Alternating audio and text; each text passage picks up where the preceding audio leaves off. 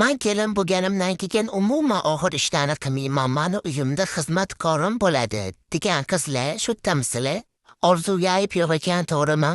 Mana bu o'xshamagan orzu-havaslarimni eshitadigan oyim xizmatkorga ish qildirish uchun oldin o'zing bilishing kerak o'sha ishlarni deb majburlab hamma ishlarni qildirardilar. Keyin bilsam, ustimdan kulgan ekanlarmi bilmadim.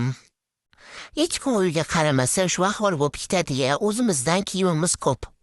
Oldinlari ko'chaga chiqishdan yarim soat oldin nima kiysam ekan deb uzoq o'ylardim. Hozir bo'lsa o'zimdan ham oldin ikkita bolamga o'ylab o'tiraman nima kiydirsam ekan deb. O'zim bo'lsa ko'pincha ko'zimga birinchi ko'ringan kiyimni kiyib ketaman. Mayli-da endi, sandanam, mandanam, undanam, bundanam qolar bu dunyo deb ashulalarimizni etib hamma ishlarimizni qilib olamiz-da endi. Bu dazmollarni tugatguncha aytayotgan ashula ham qo'yilgan serial ham tugandi, lekin dazmollarim tugashidan darak yo'q. Taqdirga tan berib o'zimizga hech kundan berganimizdan kelgan dushanbadan yana ish boshlangani bilan hamma uy bekalarimni qalban tabriklayman. Tekinidan bosib ketish esdan chiqmasin-a?